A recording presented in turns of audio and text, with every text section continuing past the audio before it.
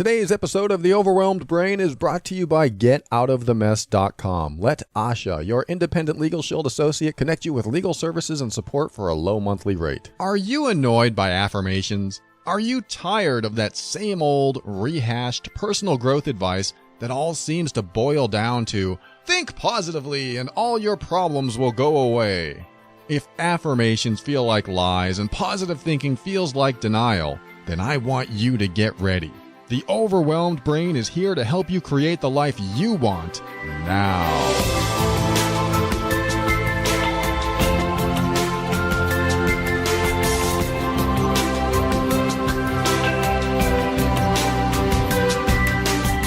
Hello and welcome to The Overwhelmed Brain. I am Paul Coliani, personal empowerment coach, and this is the show where I read your questions and help you tackle life's toughest challenges.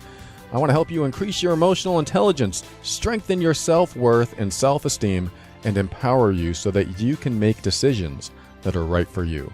Everything I talk about on this show is my personal opinion and is meant for informational and educational purposes only. Always consult a medical or psychological professional before making any changes that could affect your physical or mental health. And just want to say hi. Thanks for tuning in.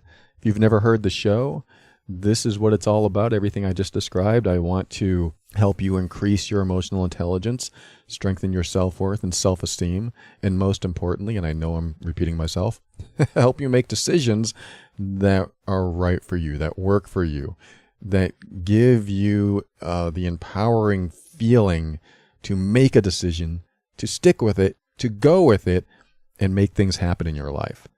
And, I've been stuck in the past. You've probably been stuck. You may be stuck now where, you're thinking, what should I decide? Which direction should I go? What should I do in this situation or with my life? Or how about I'm in this relationship and I don't know how to get out of it? Or if not that, I'm in this relationship and I don't want to leave it, but I want it to improve. Or I'm in this relationship, so on and so forth. Any relationship, it could be I'm in this job, I'm in this family, I'm in this marriage, and I don't know what to do. So this show helps to improve, I don't want to say improve, enhance, help you improve yourself, maybe, to get to a point where you can be in alignment with your values. You can be in alignment with your integrity, with your true, genuine nature, and make decisions from that place. That's what I want for you. I want you to be able to make decisions from that place instead of worrying about, well, what does society expect me to do? What does my husband or my wife or my girlfriend or my boyfriend expect me to do? Not that those things aren't important, but that you play a role too. And in fact, I like to look at you play the primary role.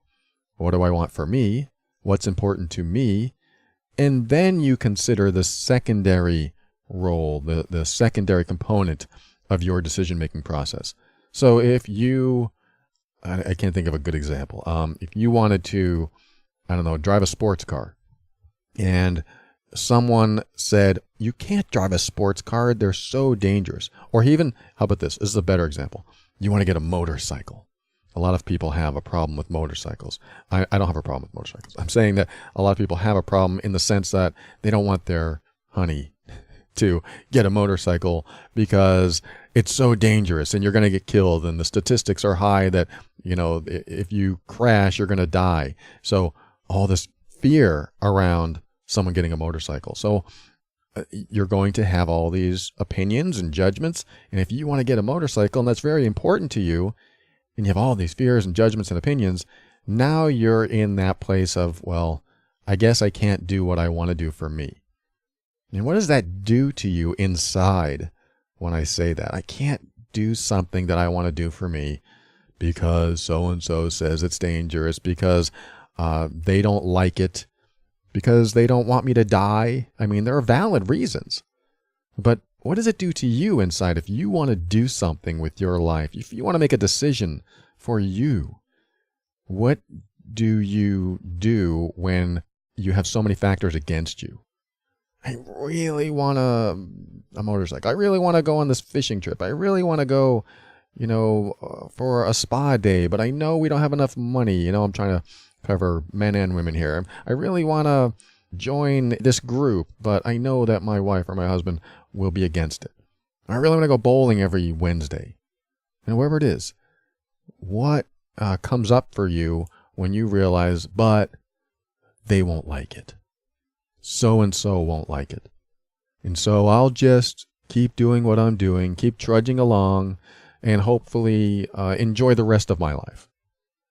To me, that takes something away. It pulls some passion out of me. It pulls some motivation or happiness. It pulls motivation to continue doing what I'm doing with any level of enthusiasm. It takes motivation out for me to even seek something to do.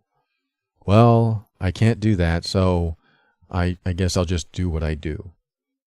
This happens. I mean, if it hasn't happened to you yet, it probably will, sorry to say, but probably it already has. There's something in life that has happened to you that you are now in this place of, well, I guess I'll just keep doing what I'm supposed to do. I don't like that feeling. I don't think you do either. And when I try this on myself, what is holding me back from being happy? What is holding me back from feeling this passion? It's interesting. My friend and fellow coach and fellow podcaster, you've probably heard him if you've heard the show before, Matthew Bivens. He does the Having It All podcast. We've done a few episodes together on the Overwhelmed Brain feed. If you're subscribed to this podcast, you can hear it. But several episodes together, and we have great conversations. And I don't know if I'm supposed to say this, but we're making a new show. It's not going to be on the Overwhelmed Brain. It's not going to be on his feed. It's going to be on its own feed. It's going to be a new show. We've recorded a couple episodes so far, and I'm not going to tell you too much about it, but let's just say that it's raw. It's more, I don't want to say authentic, because I feel like I'm authentic here, but let's just say it's more personal.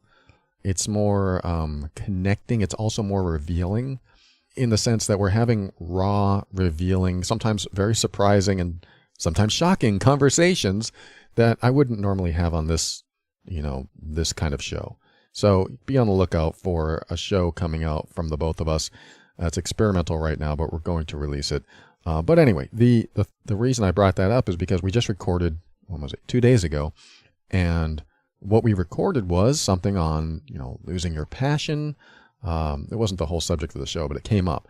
Like, why am I not passionate about anything? And that wasn't what it was for me, but that's how people get. It's like, when you lose your passion, what does that mean? Or like Matthew said in the show, he goes, we're always told to follow our passion and the money will come. And we called, BS on that. We just don't like this attitude that is out there. Because there are certain factors involved. And what if you don't feel the passion? What if you don't know what your passion's about? So we had that conversation. It was a great conversation, and it got into some other things. And it's a show that explores and allows us to explore our own stuff.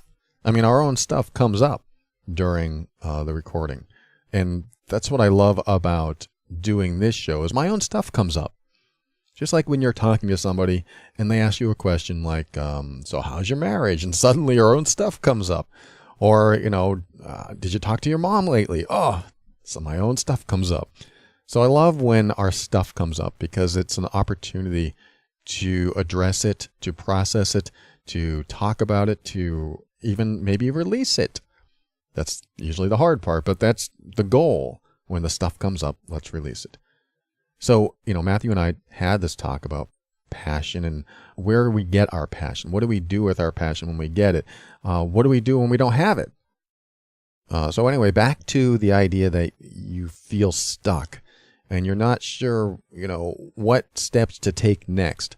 And you'd really like to feel fulfilled, but you have all these people around you that aren't in agreement with what you want to do with your life, or might have something or a problem with it. And, I'm talking within reason. If you want to be a polygamist and you're married to someone who wants monogamy, that's not within reason. You're not going to be able to break the bounds of that relationship very easily.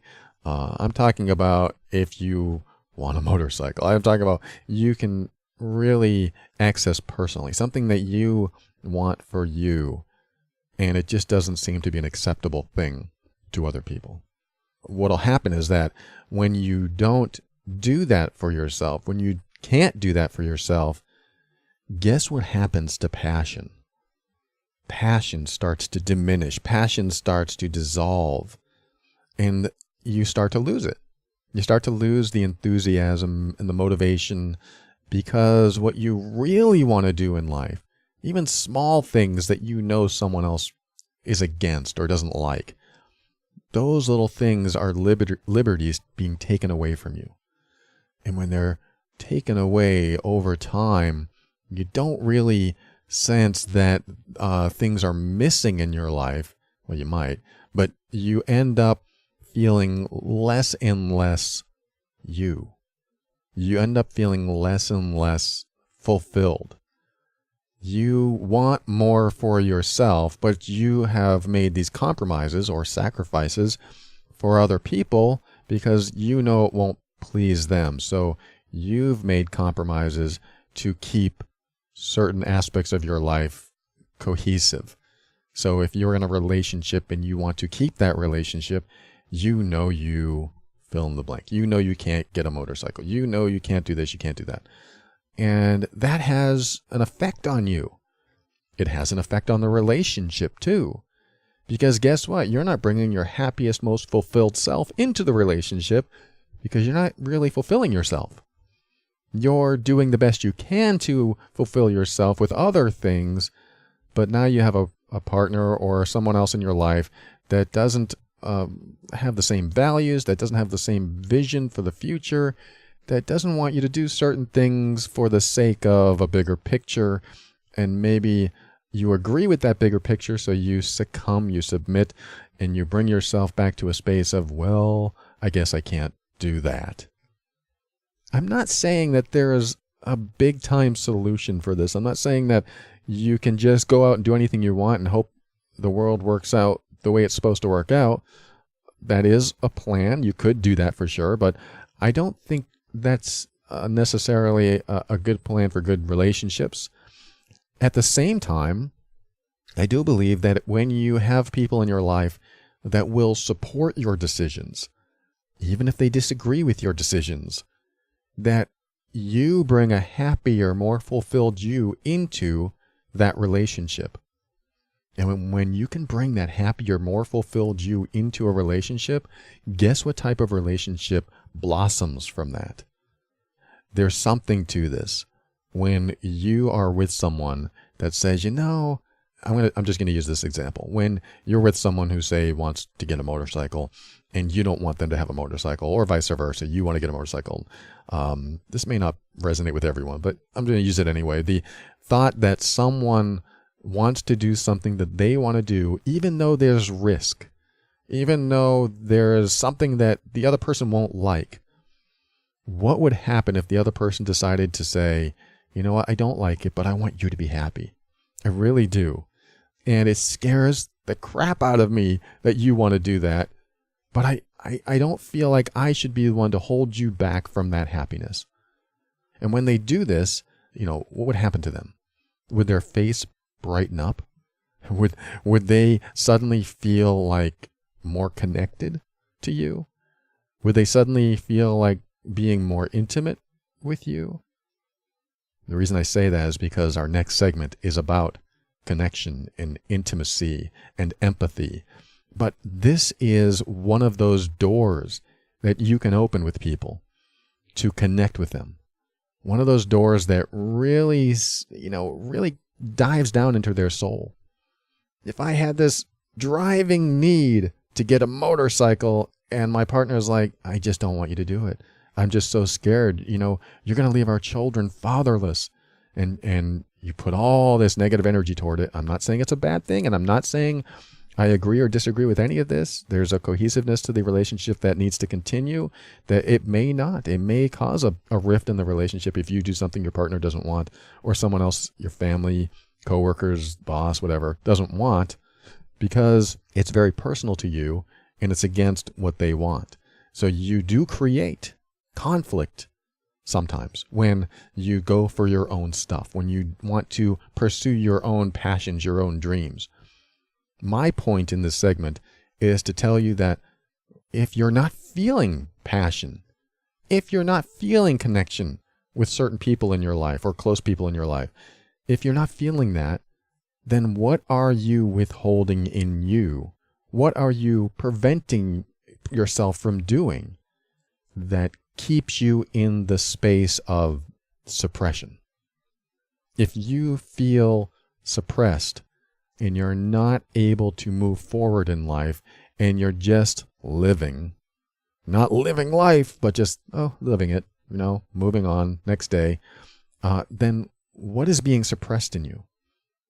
And so there's something there to explore. And it's a great conversation to have with the people in your life. The problem is a lot of people want to put their values onto you, want to put their big vision for your future onto you. It's not a bad thing. I'm not saying that's a bad thing. I mean, I feel the same way. I want my vision of my girlfriend and I's future to end up the way I want it. I also want to support her, which is why when she wants to do things that I'm not necessarily crazy about, I'm going to do them. She wants to spend more time with her son, and that sometimes takes up entire weekends and long drives and camping in not so great conditions, and I will do them. Not because I love camping and I love the hot sun. I love her son. I support her son.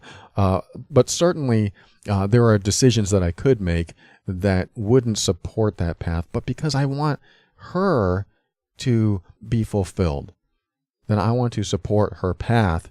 And she recognizes this. She sees this. She is so grateful for this, that I do this, even though there are 100 other things that I could think of to do on a weekend. So my path is to support her. And this works in reverse too. Her path supports me, because when I made that trip to Indiana just this last weekend that went by, she didn't complain. She was like, oh, you want to take a 10-hour drive to Indiana and sleep overnight a couple nights in a tent at this music festival? She wasn't crazy about it, but she also realized that she was supporting me in that endeavor, and she wasn't going to say anything against it. She was definitely supporting it, and she wasn't really looking forward to it, I could tell. But when we got there, she had a great time, and she may have had a better time than I did, but she really enjoyed it, appreciated it, because she was able to really get on board with my fulfillment, what motivated me, my enthusiasm, and ride that wave. And doing it has been a great experience. And doing that was a great experience for both of us. And we both left with some really good life lessons and music gear, of course, and spiritual lessons too. I mean, there was a big spiritual lesson that she went through that really changed her in many ways. So by supporting someone's path, it's possible that you riding their wave is going to uplift you in many ways. I think it's probable. That by supporting someone else's path, it will uplift you. If anything, for the fact that they will probably be happier and more fulfilled. And what greater feeling is it to be with someone who's happy and fulfilled and wants to be with you? That's a really good feeling, at least when I try it on. So that's why I talk about this, and hopefully it resonates with you, and maybe you can take this with you into any relationship that you're in. I know it's not easy. There are things that people want to do that we may not agree with, that we know are dangerous, that we know that we would never do ourselves. Yet, how do they talk about it? How do they feel about it? What do they want to do with their lives? Honey, I want to build an arcade in our basement. What? Our basement? We're using that for laundry. Yes, but I want to build an arcade. And they're so excited about it. And you go, no, that's not going to happen. And they just go, okay, you're right. I'll move on with my life. And you can see all that energy zapped out of them. I'm not saying that you should give in every time. There are things to talk about, but you can tell where someone goes and where they stay. And from that point on, I mean, years later, they may not even remember asking that question, but there's just something different about them. They're not as happy as they could be or connected to you as they could be. And you have to wonder, why is that? What did we talk about in the past that really deflated their sales? What was going on years ago that may have contributed to this? These are good things to bring up, to talk about, and maybe even, I don't want to use the word give in to, but at least be a little more lenient. Not saying this is the solution. I'm just saying what can be brought up again for discussion that might possibly fulfill them in some way that they've not felt in so long. Might be fun to talk about, might be scary to talk about, but maybe worth talking about. We'll be right back after this.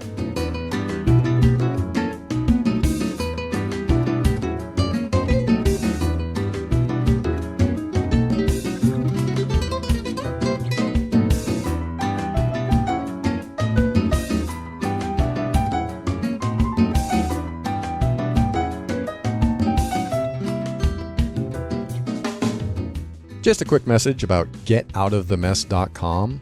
Asha is an independent Legal Shield associate, and she helps connect you with a service, Legal Shield, that acts as sort of like a legal advice line. And it's much more than that, but I've used it myself. We use it all the time as a legal advice line, just to get our questions answered without having to pay the sometimes exorbitant costs that an attorney can charge. So it's nice to have this low monthly payment that all we need to do is pick up the phone and ask a question. I mean, you have to get a ticket written and all that, and they call you right back. But the idea is just so that you can have an actual attorney call you back in your state. This is only for the U.S. and Canada, so I say state as in that. Or it could be province, so that's in Canada too.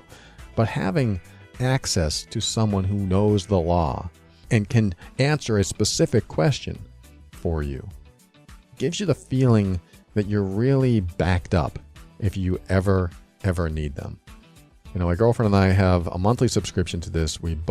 She's been using it for like 7 or 8 years. I've been using it for the last 3 years, and I've used it several times, and it has been great. I mean, I use it for my business. I use it for personal use, and just to be able to ask a lawyer anything gives me peace of mind. And I want you to have that peace of mind. I want you to go to getoutofthemess.com. You can see what the services are, see if it's going to work for you. And of course, ask Asha if you have any questions on what this is and how it can help you by calling 678-355-8777. Getoutofthemess.com.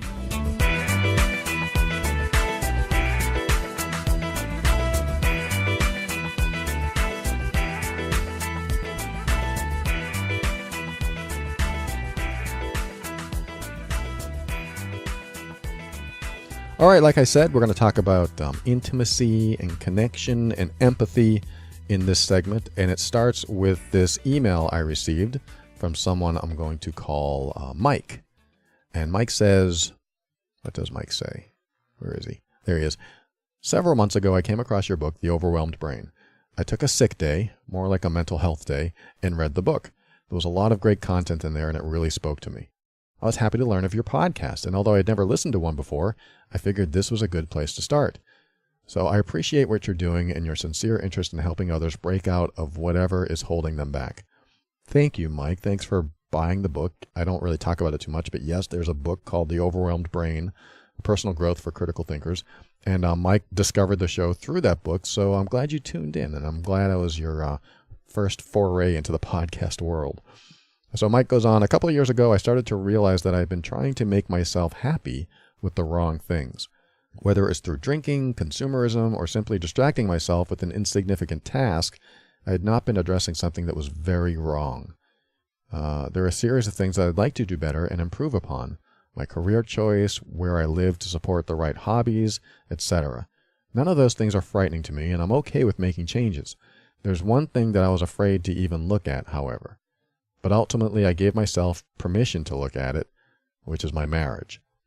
I'm in my 30s and I've been with the same woman for over a decade. We began dating when I was in my early 20s. We've done extraordinarily well together. We've worked through a lot, and some things we could have certainly done differently.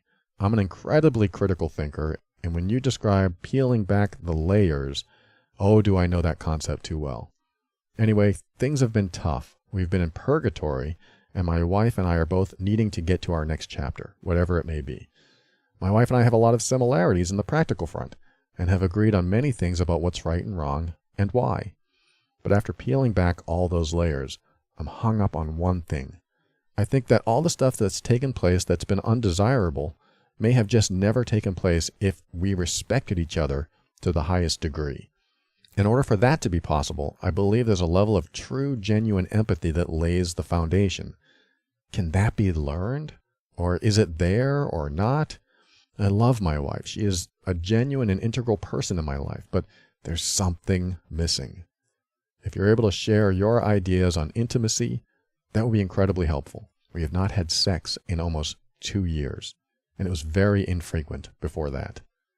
There are no issues with physical attraction or health keeping us back. It's me. I don't feel the kind of connection that I desire. We grew up differently. We had different backgrounds and different upbringings.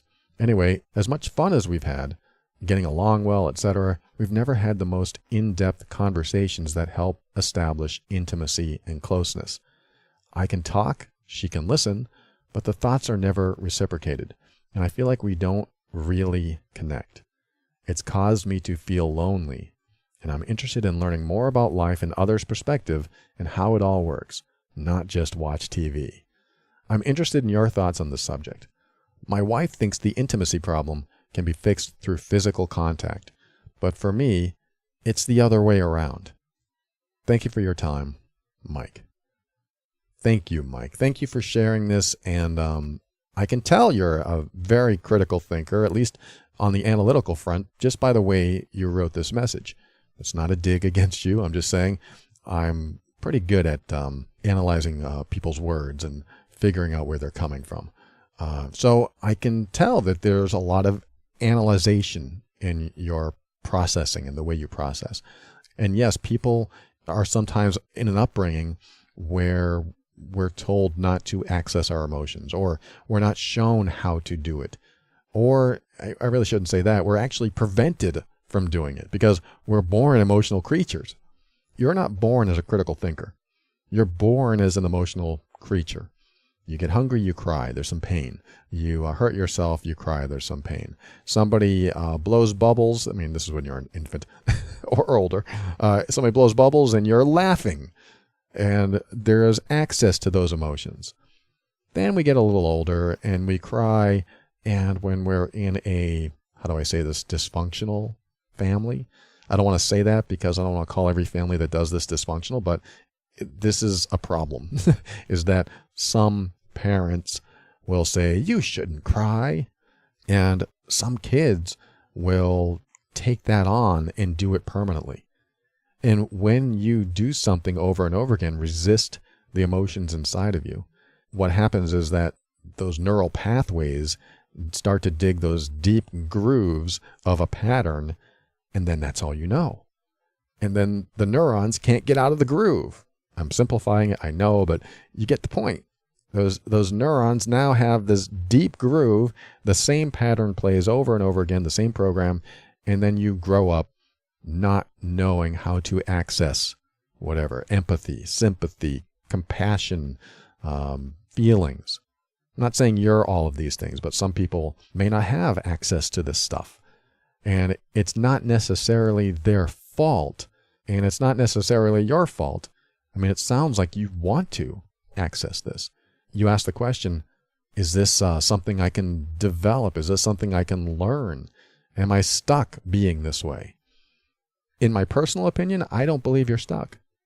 I believe that anyone can access and start feeling empathetic. I've worked with clients that really didn't feel empathy and slowly started feeling empathy. It's not an easy process when you've been programmed since, 2 years old, birth, to not experience or connect with your emotions, but it can be done. Just like if you've never ridden a bike, it doesn't mean you can't get on a bike and start to learn. The new neural pathways can be created. So there is also the question of that part of the brain developing. This is over my head, but I'm going to talk about it a little bit. the part of the brain that connects with your emotions, with empathy and things like that, if it's not worked out often, it may not have enough oomph to help you there. It may not be completely fleshed out. Just like if you are a very auditory person, the auditory cortex in your brain is probably going to be thriving. Lots of blood flow. It's probably bigger than some other people. I don't know. Again, I don't know the science behind this, but that's the idea, is that what you work out in your brain is what becomes the thriving part of the brain that really helps you move forward in that direction, in that area. Just like blind people, when they look at a blind person's visual cortex, it's not as active. It's not thriving. I think it's still there, but it's just used for other processes. Like there's more auditory processes, there's more kinesthetic processes, and the visual cortex ends up doing other functions. If I'm wrong about that, just let me know, but I believe that's how it works. The idea that maybe I think it's the prefrontal cortex that takes care of emotion and feelings and things like that. If that's not used and you're always finding a way to bypass that, then it's quite possible that that part of the brain doesn't thrive as well. Doesn't mean it's not there, and it doesn't mean it's not possible. From what I understand, it's just a matter of, okay, let's connect with it and start to build it. I think that's your question, is what can I do to connect with this? What can I do so that my wife and I can be more intimate, more connected? A, listen to the first segment of this show. And B, this is one thing that I've been kind of going through in my own head, because I've not ever experienced a place of no empathy or connection. From a people pleaser's point of view, when I was growing up, I was a big people pleaser. And being a people pleaser, we carry around a lot of empathy, because what we're doing is always trying to fulfill the needs of other people. How do you do that? You become sensitive to their needs. You contemplate what they need, and then you try to fulfill that need. That's what people pleasers, a lot of them do, is that we try to fulfill the needs of others so that they're happy. And that does involve empathy. The problem with people pleasing is it usually does so at the detriment to ourselves. So we start to get burnt out trying to please others, trying to contemplate their needs, trying to always be there for them.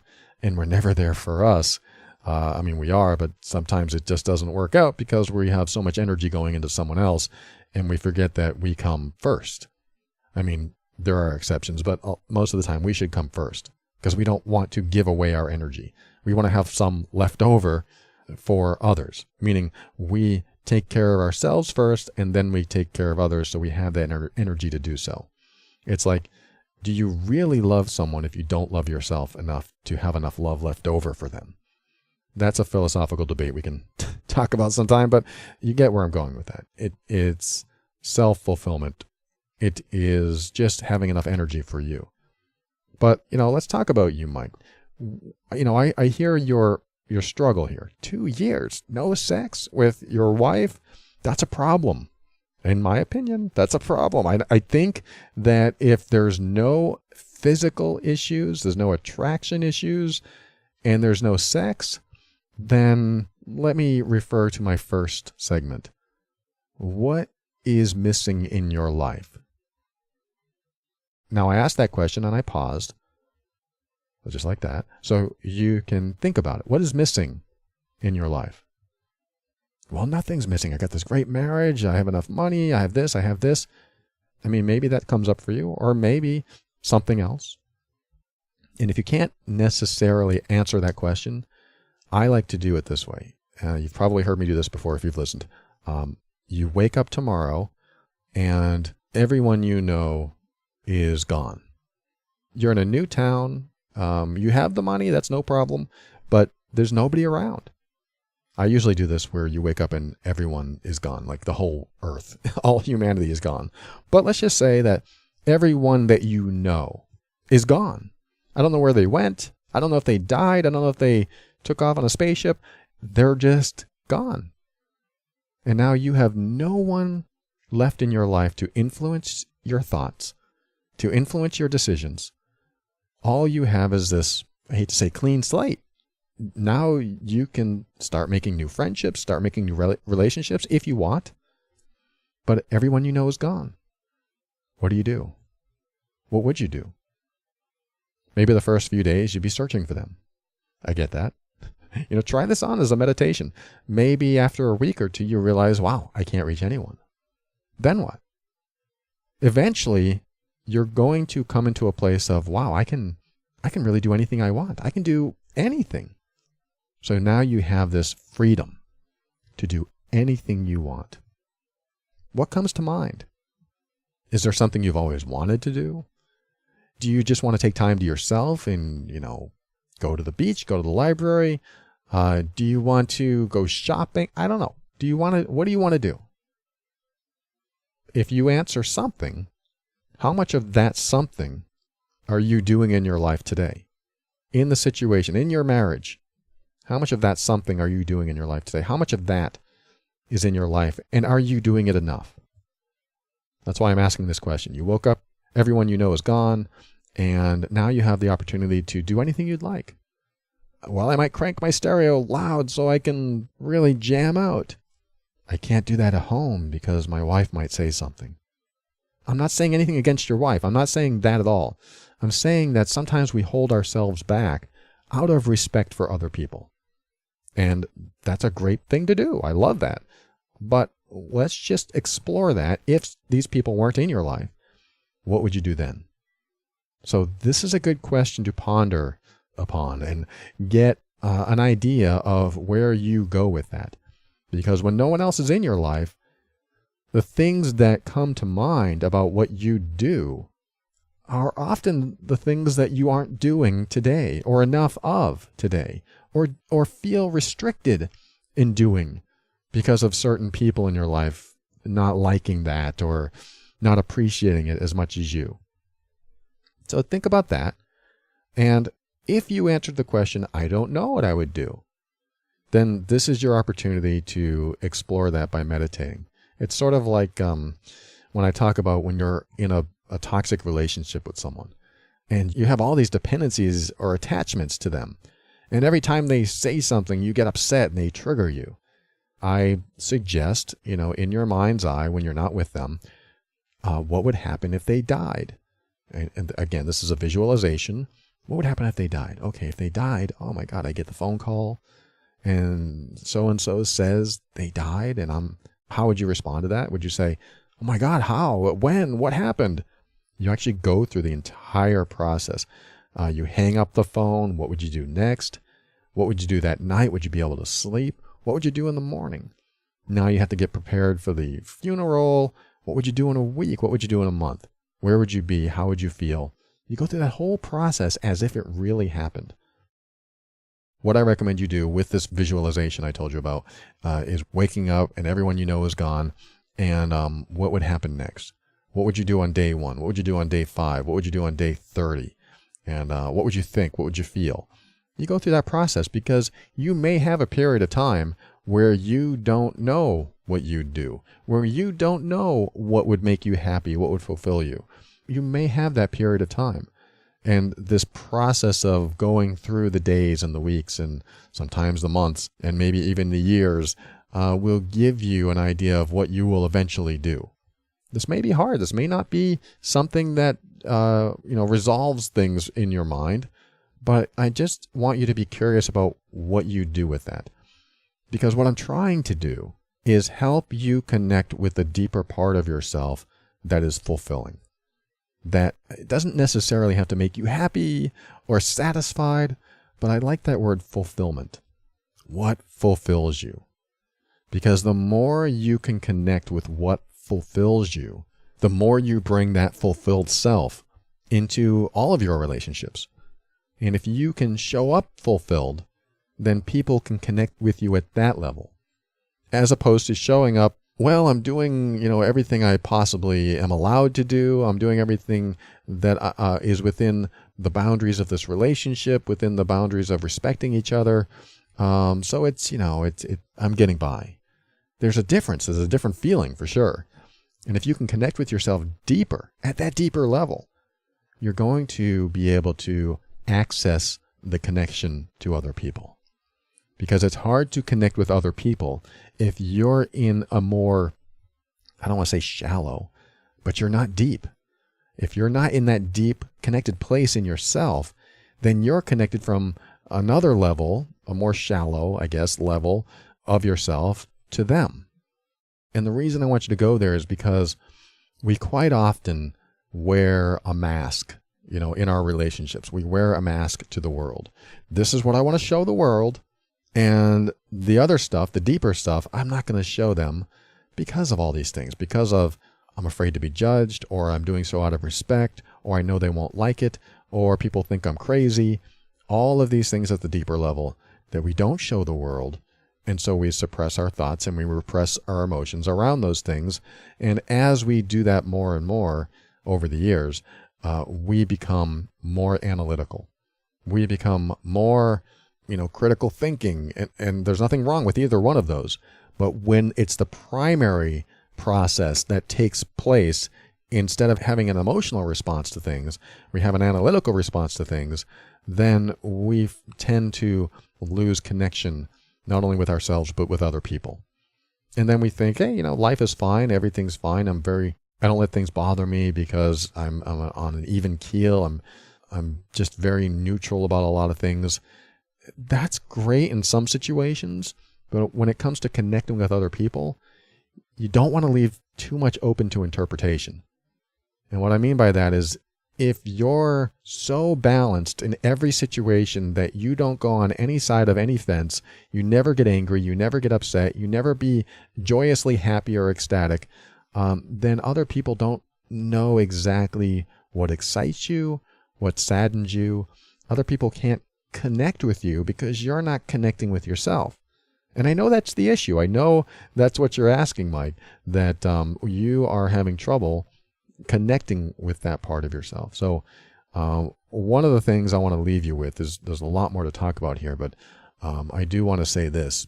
You do want to know your own values.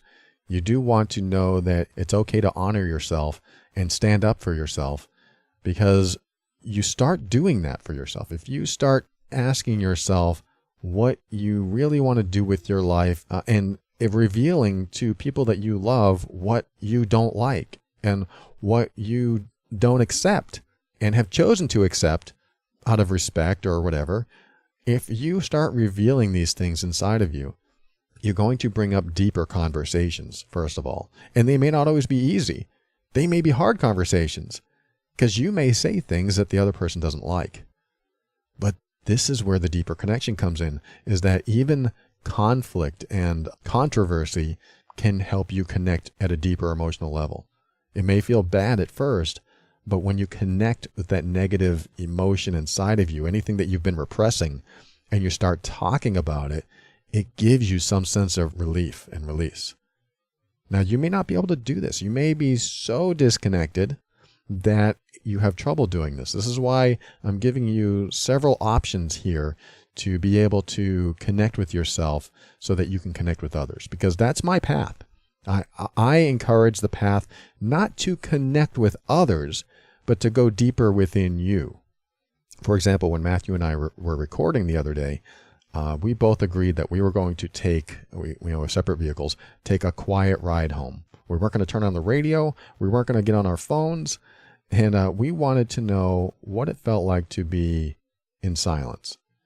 Because we are not big meditators. We don't go home and meditate every day. I don't go home and meditate every day. I thought I was a meditator. I thought I was meditating. I thought that just by being quiet in my head, it was meditation. The problem was I was filling in that quiet with watching videos on my tablet and listening to audio and going through my emails in a calm, peaceful state. I thought that was part of meditation. I was wrong. Meditation, to me, was allowing nothing outside of me to replace the quiet in my mind. Because what I was doing, I was in a quiet space, and I would just put something in that quiet space. When I don't do that, that feels like meditation. So, yesterday I was washing the dishes in quiet. It was nice. I usually have something on my tablet, so I'm not so bored washing the dishes. But I practiced intentional quietness and did so without interruption and just stayed quiet. And when I did that, I did it for like 45 minutes, just doing different things. I just stayed quiet. When I did that, I was able to connect with myself in a way that I hadn't done before. And it felt really good. And I feel like an amateur talking about this because I know there are people listening. I get letters all the time saying, I meditate, I do this.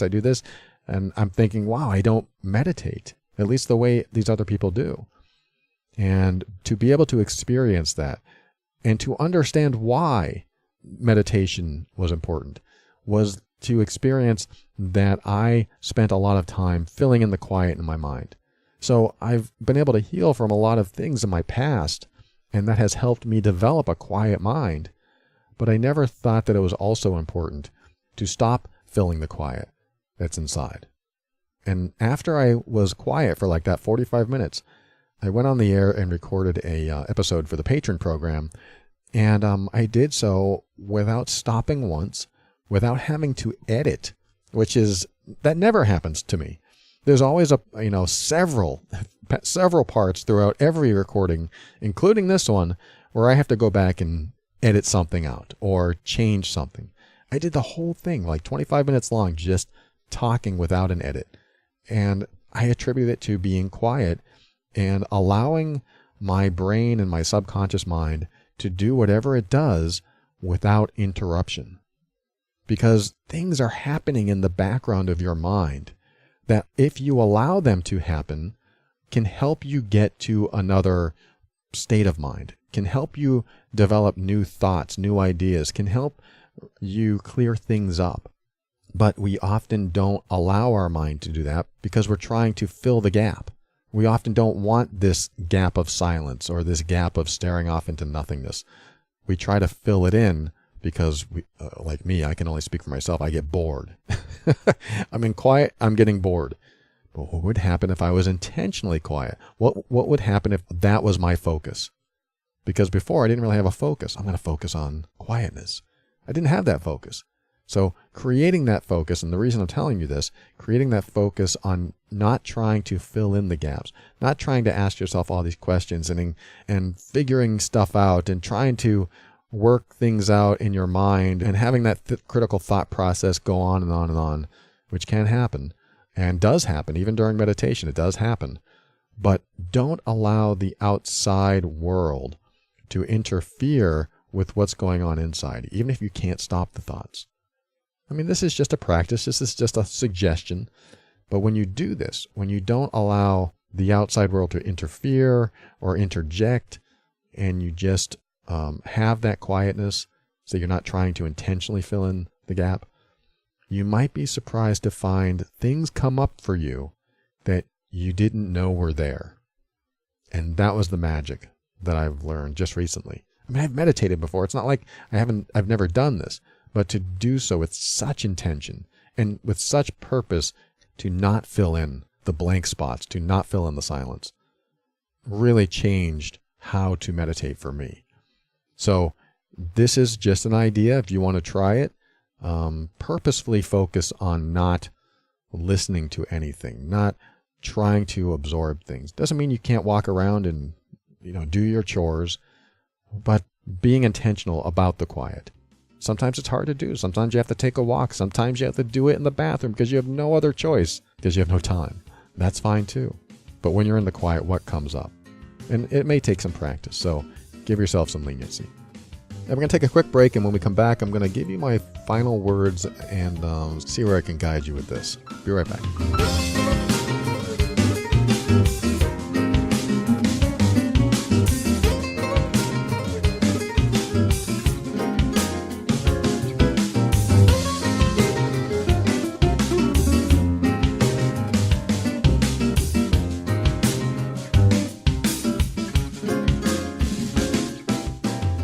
All right, welcome back. And reading the letter from Mike and about intimacy and emotional connection.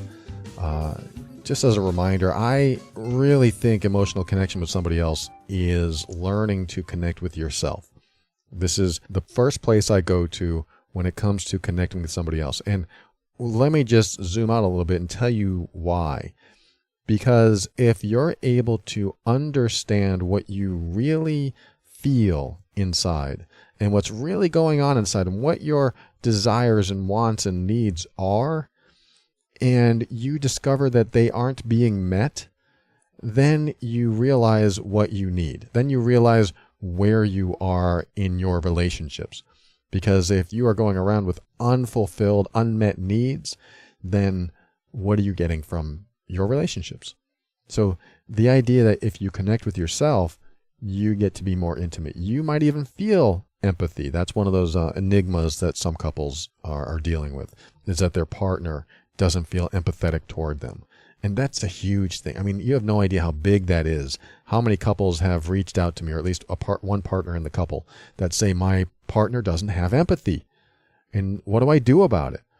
And that is still a work in progress for me to help you through. If you're unable to connect with empathy in yourself, then I'm still working on a process to help you get there. So I don't have an immediate answer for that, quite frankly. But I do have the starting point, which is this episode, which is what I'm talking about here. And also, and I just told this to somebody through email, I said, why don't you get a hammer and smash your thumb? Why don't you experience the pain that will cause you to go, damn it, because you're going to experience the emotions connected to that pain. I guarantee it. So if you don't feel empathy towards someone and they're experiencing a loss or pain, take something heavy and smash your thumb, and then you'll experience a pain. It's going to feel very real. And then tell yourself, this is what they're experiencing. And now you have empathy. This is sarcastic. Certainly don't do that. But pain can be a path to empathizing with someone else. And I like to go in the space of loss.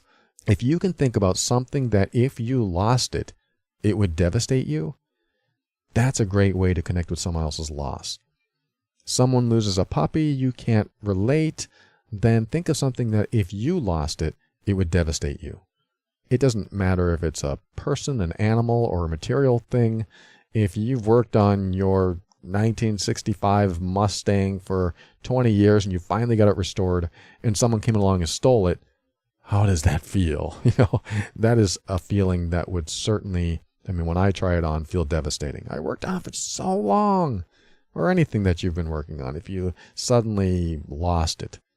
People have lost their houses in a fire after living there for years and years. That is certainly a loss that would be devastating, I'm sure, for most people. That's a great way to connect with loss.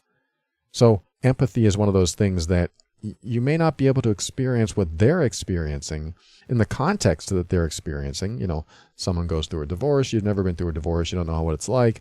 But what does that mean for them? That means they're experiencing a loss of someone they've had in their life for a long time.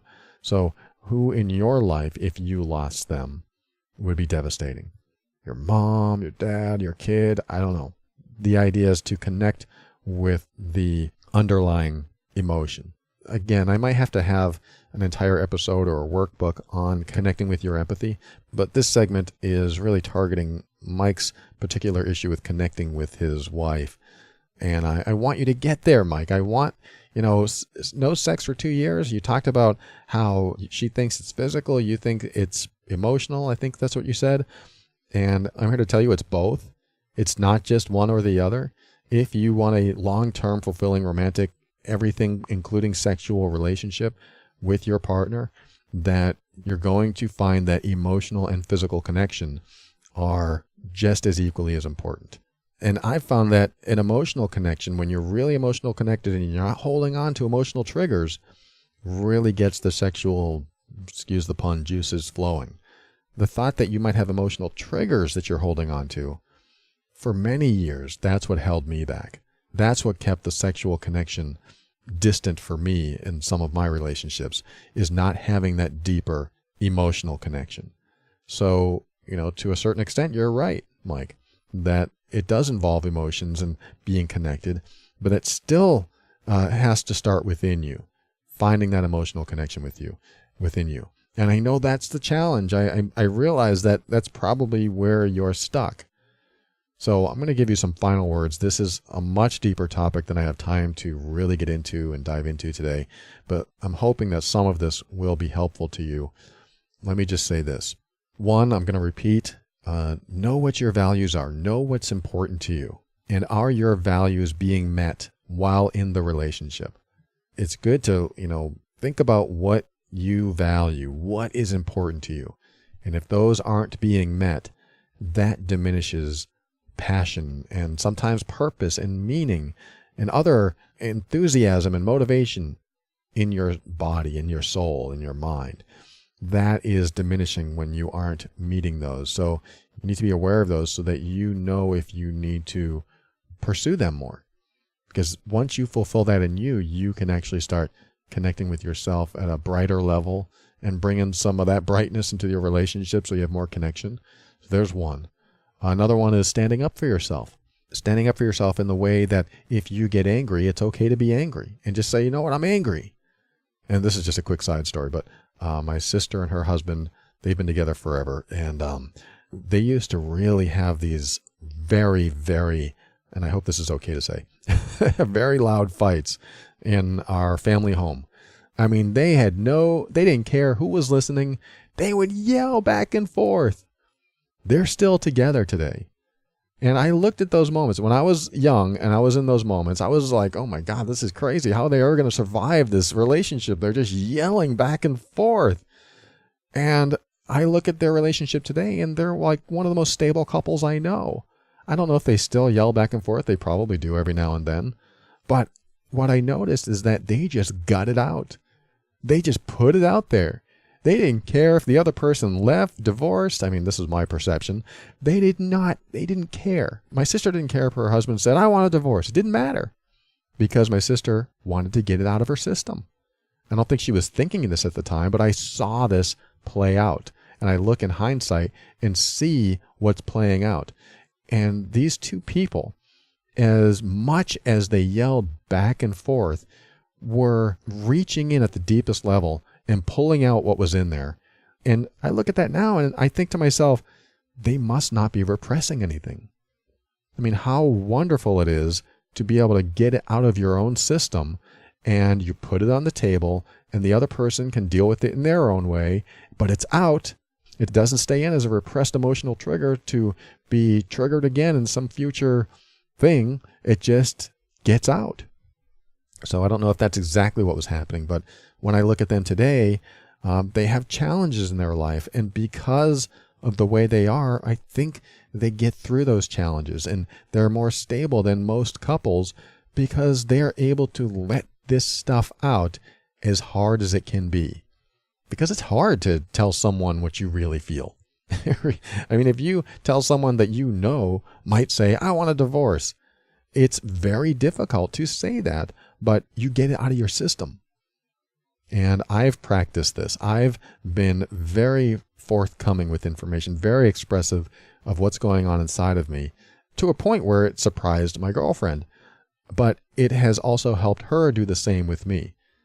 Because when we first met, she was repressing a lot. She wouldn't tell me things, and it was really bothering me. And I'd be like, I don't want to live with this stranger. I need to know what's in your system, even if you have to say things that upset me and anger me, even at the risk of me leaving.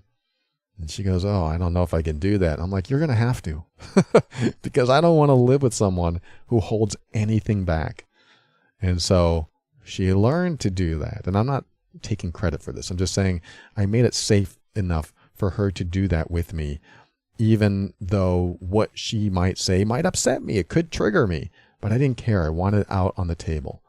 So that's my number 2, is that it's not just standing up for yourself, but just saying what's on your mind, expressing it, even if there's risk involved, because there's no deeper connection you can make with someone than to give them the truth. to give them what specifically is going on in you. It doesn't mean you have to tell them every single thing that ever comes to mind all the time. It just means that if there's something weighing on you and it's a real trigger in you, it might need to come up. It might need to be open for discussion so that it doesn't stick in you. And there may not be a resolve to what you're talking about, but it needs to not be under the carpet and you're always tripping on it, if that makes sense. So number 3 is something I've already said: don't leave your emotions open to interpretation. Even if you don't feel emotional or you're not connecting with your emotions, don't filter what is happening inside of you through clever wording so that it sounds okay, so that it sounds logical, so that it sounds analytical. There's a big difference between saying, I'm experiencing some sort of bad feeling inside of me, and I know that it's just because I watched you leave the dish on the table and not take it to the sink, and that really activated something in me. I'm using a very filtered wording. Instead of just going, you just left the dish on the table, that really pisses me off. I mean, that's the total difference. And if you filter your words, what you're doing is rationalizing the emotion. I want you to be very careful how you rationalize your own emotions, because rationalizing your emotion invalidates yourself. Well, I see that she left that dish on the table, and that does upset me to an extent. You're rationalizing a single concept. That concept might be pissed off. I'm sorry if that word offends anyone, but if that's in there, it needs to come out. It needs to be expressed. It needs to come out in some way, shape, or form. If you don't want to use that word, use another word, but don't filter it so much where you're taking it out of the emotional envelope and putting it into a finely tuned, word-crafted letter. I don't want you to take out the emotion and put it in a filter to be expressed into the world. I want that emotion to come up. So this may be something you have to practice. That particular event was troubling to me. That's a lot different than saying, oh my God, when she did that, she was such a it really pissed me off. And these are the emotions that you access that some critical thinkers will tend to suppress. They don't want to think about those things. They don't want to feel those things because feeling them means that we're out of control. It's okay to be out of control, especially when it comes to emotions that you're either going to repress and feel bad for the rest of your life, or let them out, be out of control for a little bit. They get out and suddenly you feel lighter. And you don't have to carry it with you. You don't have to carry these things with you. I know, again, I'm simplifying, but this is the idea. I want you to get some of these concepts through your mind so that you don't feel like you have to filter and buffer and present something to the world that's not emotional, but it's more rational and logical. It is a difficult path to get out of that state of mind because that's where your brain goes. But I'm helping you understand that you have permission to express more, even at the risk that you might upset someone else. So number 4, Mike, and everyone else that can resonate with this, is to remember that every decision you make and everything you do has an effect on other people. Even when it looks like they won't be bothered, having the thought that what I'm about to do will affect the other person in some way gives you a sense of empathy, even if it's a contrived empathy. Even if you don't even know how it affects them, you just have to know that it does affect them. So even me sitting in my office right now recording this show, being away from my girlfriend, having this space to myself affects her. I mean, she might be happy. She's doing her own stuff and living her own life. But let's just say I did this every day, all day. And normally it isn't a problem, but one day it is. And so I have to be aware, I like to do this. I like to observe her behavior. You're one of these critical thinkers, right? Be critically minded of someone else's responses to you. If you want to learn empathy, learn how people respond to what you do.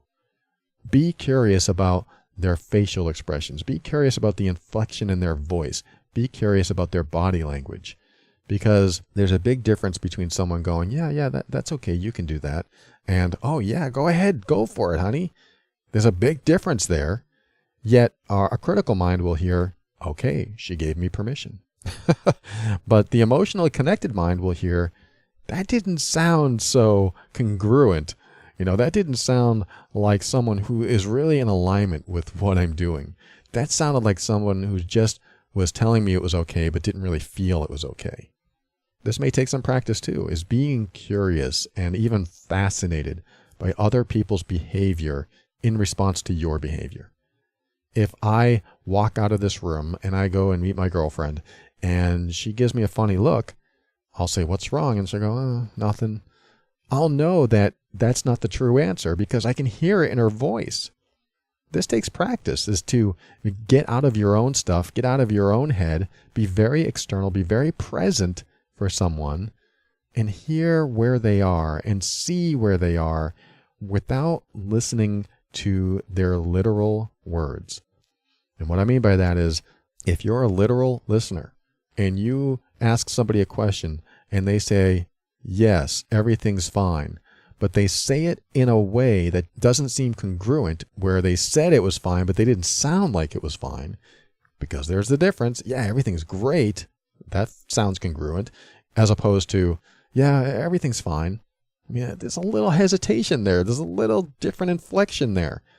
When you can tell the difference between both, you start to develop empathy, because now you are connecting in a way that takes you out of your own head. You aren't in your own thought processes, in your own pattern, hearing the literal words, yes, everything's fine, continue. It could come at you in any way, yet you just take it that way. And I'm not saying you do this, Mike, but there are people that do this. They don't listen. When I hear, yeah, everything's fine, I'll go, oh, it doesn't sound like everything's fine. I can hear a hesitation in your voice. I can tell something's not right. And then they'll go, oh, yeah, I've been thinking about something. And suddenly you have connection.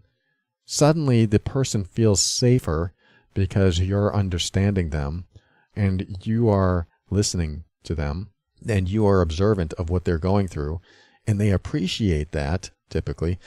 And they feel like they can share something with you because you actually care about what they're going through.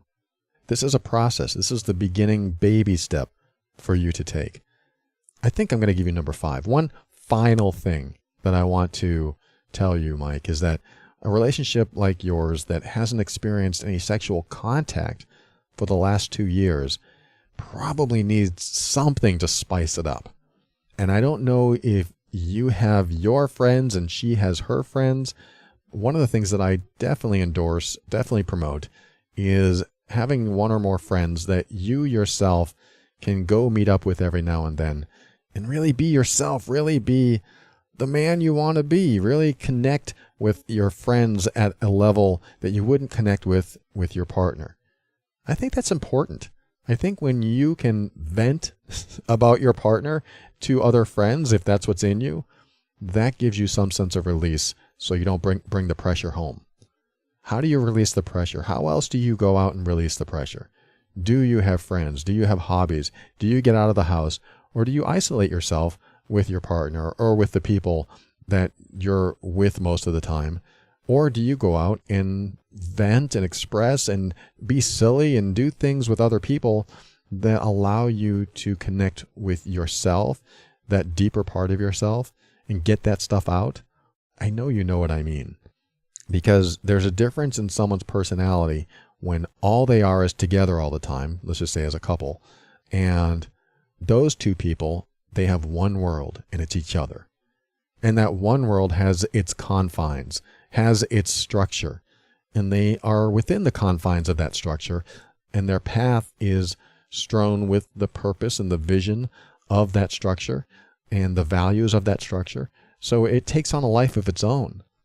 But what happens when you take yourself out of that structure and you get to be someone else for a little bit with your friends? And I'm not saying you are someone else, but you get to express in a way that is outside the confines of the structure of that relationship. When you're able to do that, you're able to connect with yourself.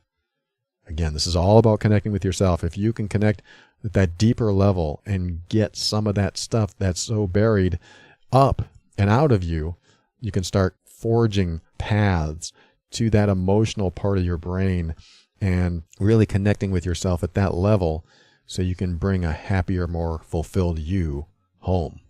There's so much more I want to talk about here, but I don't have the time, so I'm going to leave you with this, Mike. I hope this has been helpful, and thank you so much for sharing that with me. I want your relationship to get better.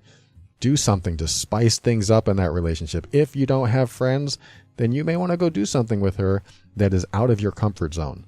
Tell you what, you want to feel emotions? Go outside your comfort zone. When I was married, when my wife took me to an 80s dance, totally outside my comfort zone, I was having feelings. I did it anyway, and it was an awesome experience. Not that I had the best time, but because I was out of my comfort zone, it caused me to think differently, it caused me to act differently, and it felt like I was outside of the confines of that structure that we created. You might have to do some things like that. It'd be worth it. Check it out. Thanks for joining me today. We'll be right back, and I'll close the show.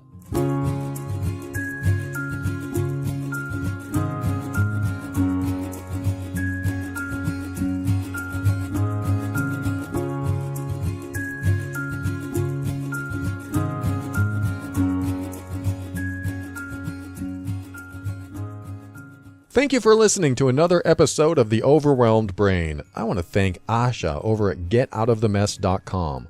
Call her at 678-355-8777 if you have any questions about this service and if it's the right service for you. She'll tell you all about it. And I want to thank the Chopra Center at chopra.com for listing The Overwhelmed Brain as one of the 6 podcasts to listen to for personal growth. That's an honor. Thank you so much. Go over to chopra.com and click on the search field and look for podcasts, and you'll see that article. And put a comment there and tell them how much you listen to the show or don't listen to the show. Check it out. It's a great article, and it's got some suggestions for personal growth podcasts that you might find helpful. Thank you, Deepak and friends. And I also want to thank the website calmeru.com. That's calmer-u.com, who suggested this podcast as one of the 8 podcasts to listen to when you're feeling anxious or worried. I'm honored. Thank you, Chloe B., for the write-up. And there's a lot of thanks today, so hang in there. I'm almost done. I want to thank iTunes reviewer Becky Sue Indy for her 5-star review of the show. It's quite a write-up. She says, I've been listening for about 2 years now. I'm so thankful for Paul and his podcast, and I've been listening to him for 2 years. I think she didn't mean to say that twice. Every show has something that I can take away and benefit from, and I eagerly await each upcoming show. She goes on complimenting me in the show, and thank you so much. He's taught me so many new approaches to challenging relationships, and I'm so thankful. Keep up the good work, Paul. Thank you, Becky Sue Indy. I appreciate that. And thanks for taking the time to review the show in iTunes. And I want to thank the patron members over at patron.theoverwhelmedbrain.com. It's a way to support the show. If you find value in this show, you can do the same thing. And not only that, if you do end up supporting the show through that site, patron.theoverwhelmedbrain.com, you get stuff back. I just created a new patron episode this week, and I think I have like 82 on there now. So there's all these new episodes that if you're not a member, you've never heard, and all kinds of things I talk about, and I go deeper into some subjects in the patron program. So if you want to support the show, or if you just want to get the extras like the workbooks and the worksheets that I create, and all those private episodes, then head over to patron.theoverwhelmedbrain.com. And I appreciate you existing patron members. You are definitely valuable to me. And of course, I appreciate anyone that uses the Amazon link at theoverwhelmedbrain.com. That helps support the show as well. And now I'm done with those thank yous. I'm going to tell you about the Mean Workbook. The Mean Workbook is for you if you have a complex relationship. You can't figure out what you're doing wrong, and the relationship just doesn't seem to be working out the way you thought. You feel like you're responsible for all the problems, or maybe they're responsible for all the problems, and you feel like that there's nothing you can do or nothing you can say to make things right. And the Mean Workbook helps to assess your relationship to figure out if there's any type of emotional abuse going on. Emotional abuse isn't just yelling at your partner and calling them names. It's very subtle, it's very insidious, and there's a lot under the surface, under your radar. So I hope you don't need this, but if you need to assess what's going on in your relationship, this is a great place to start. Go to loveandabuse.com and check out the Mean Workbook. You'll be able to tell just from the description of the Mean Workbook if it's right for you. So loveandabuse.com. Like I said, I hope you don't need it, but if you do, it's a valuable resource. And finally, there is one more thank you. Thank you to Kevin MacLeod of Incompetech.com for some of the music transitions in The Overwhelmed Brain. And to close the show, there's an interesting conversation going on in the Facebook group. And I don't mention this often, but yes, The Overwhelmed Brain has a Facebook group. It's called The Overwhelmed Brain Empowerment Group. And if you want to join, if you're on Facebook, go ahead and join. You have to be 18 or older. And once you're in there, there's a conversation going on right now about obsessive thoughts. And it's just starting, and I'm finding some interesting comments in there. It's really making me look at obsessive thinking in a different way. I thought it was just isolated to a few people. But apparently there's a lot of people out there that have obsessive thinking. And this is just my ignorance, my inability to read between the lines sometimes. So I'll admit that. But I didn't realize how much a lot of people obsessive.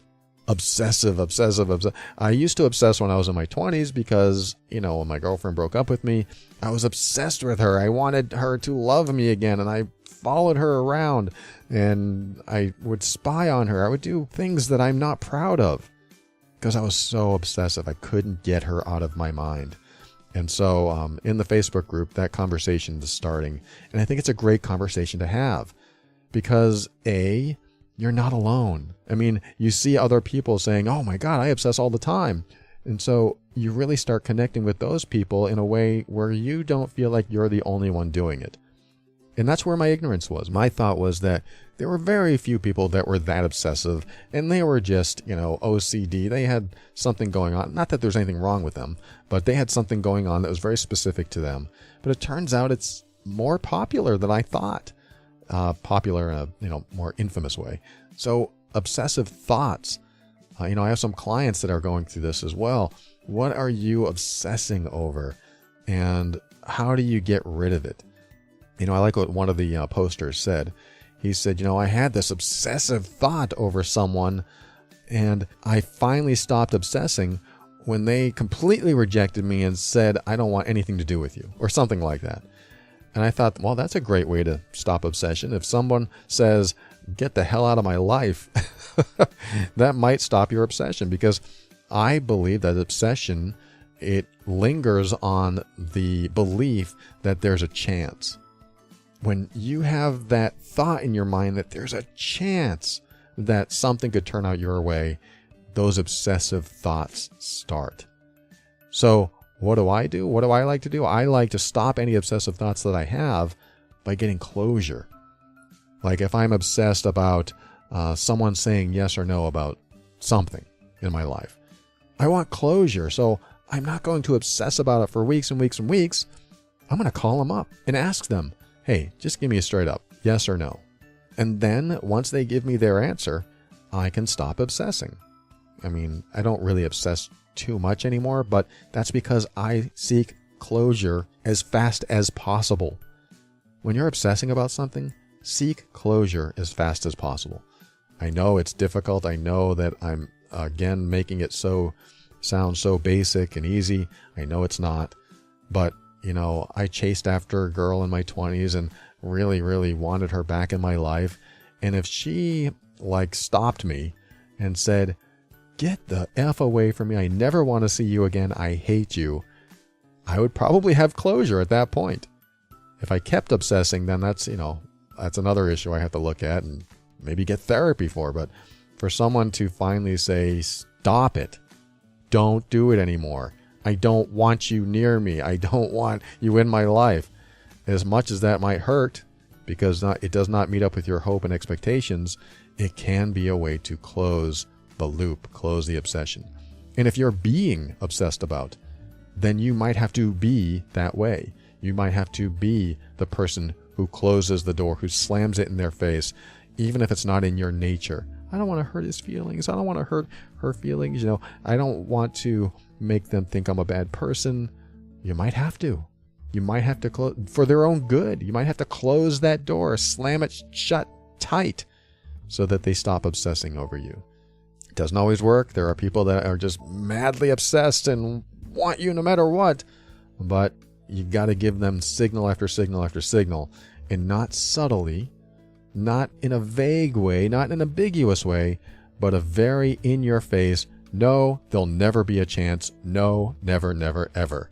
So that's one component of obsession that I'm really starting to wrap my brain around on how to stop it. And I thank the person who posted that in the Facebook group, because you gave me that thought. And it reminded me of when I had the door closed on me, and it made me stop obsessing as well. It didn't happen with that particular girlfriend, but it has happened where my obsession definitely stopped when I reached full closure, knowing there was absolutely no chance. And maybe that's the component of obsession that I need to drill into more to help others get out of it, is that tiny hope that there's still a chance. How do we get that out of our mind? Yes, there's the closure part, but what if you can't get that closure? What if the other person's like wishy-washy, like, I don't know, I'm still working on things, and I don't know what you might be obsessing about, but in the example of a relationship, you're obsessing about someone, and they're not giving you full closure. So now you have this open loop in your mind, and you're walking around with it, and you're waiting for that closure, and you're not getting it. So what do? I still like to end things and close it myself, ask for a definitive yes or no so that I can move on with my life. And if they refuse to give it and they're still not there, then I'm going to do the hard thing and cut them out completely. I'm just going to cut them out. It's that go no contact thing.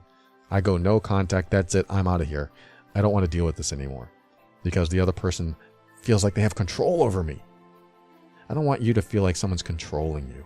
So what I want you to do is just to keep an open mind so that you can step into your power, because when you're empowered, you have some control. Maybe not full control, but more control than if you were just hoping for something to happen and it never did, and you can't get rid of these obsessive thoughts and so on and so on and so on. But being empowered helps you be firm in your decisions and actions so that you can create the life you want. Always take steps to grow and evolve. You are powerful beyond measure. And above all, and this is something I absolutely know to be true about you, without a doubt, you are amazing.